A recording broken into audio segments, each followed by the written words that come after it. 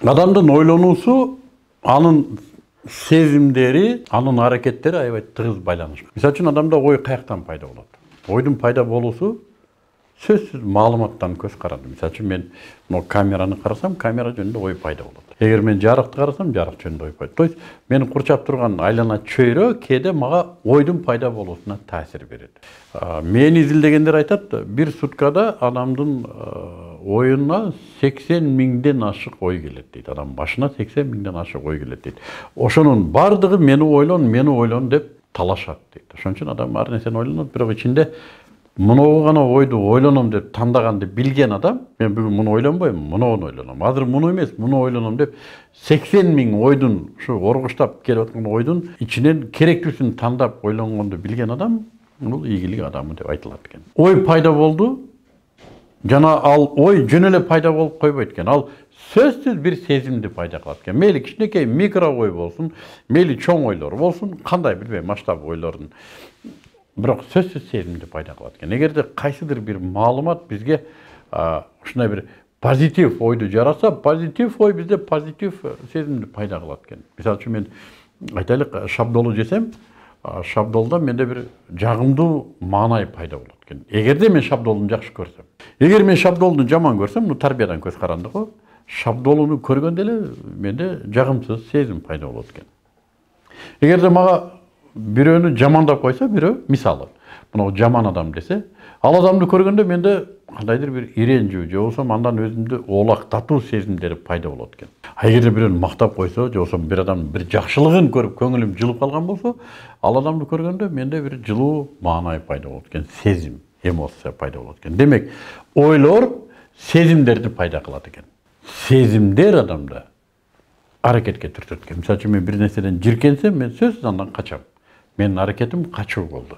Эгер бир нерсе мага жакса, мен сөзсүз ага тартылам. Мен ага жакындаганга аракет кылам. Менин аракетим жакындоо болду. Ошондо жөнөкөй эле бир формула менен карап көрөлүк. Мээде ой пайда болду. Ойдун пайда болушуна маалымат. Маалымат бул кулактан берилет үн, көз менен алат, маалыматтан жыт менен алат, балким даам менен койчу. Биздин маалымат рецепторлорубуз аркылуу келген маалымат бир ойду пайда кылды. Ой бир сезимди пайда кылды. Сезим өзүнө жараша болгон бир аракетке түртөт. Ушул формуланы эстеп калыңдар. Эгер адам бир аракетти кылып аткан болсо, жөн эле аракет кылбайт экен. Ал бул аракетке бир сезими түртөт экен. Балким ал бул сезимди аң сезими камтыбайт, бирок сөзсүз бир сезим түртөт экен. Жакшы көрсө, жакшы көргөндөй мамиле кылат экен, жаман көрсө, жаман көргөндөй. Бул сезимди бир ой пайда кылат экен. Кээде мына ой пайда болгондо, мындай сезим пайда болсун деп тарбия да таасир берет экен. Эгер тарбиялап койгон болсо, мындай ой келсе, мындай маалыматтан, мындай сезим пайда болсун деп тарбиялап койт экен. Кээде бул коомдун таасири, үй бүлө, ата-эне муну тарбиялады. Коом, массалык маалымат каражаттары, бүгүнкү күндө жаштардын бир 90% тарбиядан эмес. Мунагу массалык маалымат каражаттары өзгөчө интернеттен пайда болгон түшүнүктөр менен ою сезимдерге түртүп, алар ошонун негизинде аракетке келет. Мем деп коет экен, бүгүн ушу мем менен жашагандар аябай көп. Өзүнүн жеке тажрыйбасынан, же болбосо ата-энесинен алган тарбия эмес, балким бир жактан көрүп эле бирөөлөр түшүндүрүп койгон түшүнүктүн негизинде ушул формула иштей берет. Эми мына аракет кайталанган сайын, бир эле аракет, мисалы үчүн улам кайталанып аткан болсо, бул бизде бир эпти пайда кылат экен. Эп. Ушул эп улам көбөйүп отурса, ушунун процессинде, көбөйүү процессинде адатка айланат экен. Адат дегенибиз эмне? Ме бул жөнүндө ойлонбойт эми. Мунагу иштебейт. Бул өзү бардыгы бир папка болуп, бир файл болуп, аң сезимдин түпкүрүнө автоматка кирип калган. Ошондой кырдаал келди, маалымат талап кылган бир кырдаал келди, кырдаал пайда болду, автоматтык түрдө ушуну кыла берет. Эмнеге бул адатка айланып калды? Кантип адатка айланды десе, мээде нейрон байланыштары калыптанып калды. Ушул ишти кыла турган нейрон байланыштары калыптанып калды, жана эми ал эч качан бузулбайт. Кыргызда ушул сөз аябай таамай айтылган, үйрөнгөн адат өлгөндө калат.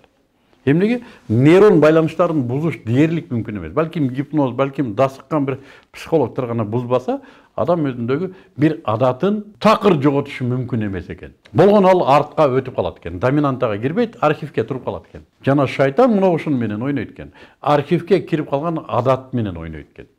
Мындай кырдаал пайда болгондо шыңгыр деп эски адатын пайда кылып коет экен. Эгер адамдын эрки күчтүү болсо, эрки адатын албайт. Кайсын алат? Бул адаттан кутулуш үчүн нейрон байланыштарын буза албадык. Эмне кылыш керек? Жаңы адаттарды пайда кылыш керек экен.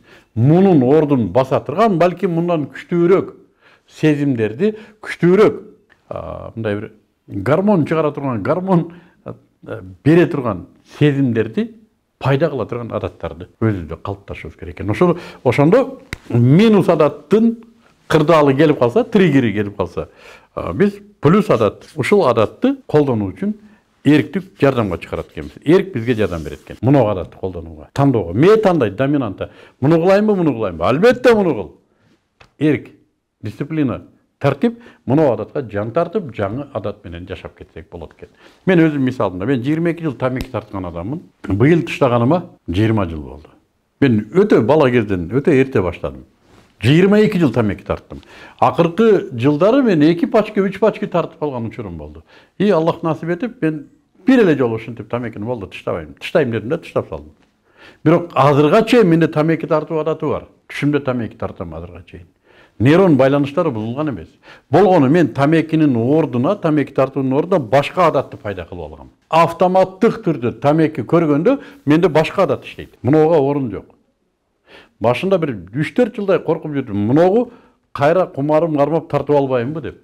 Муну адатты ошон үчүн күчөнтүрө бердим.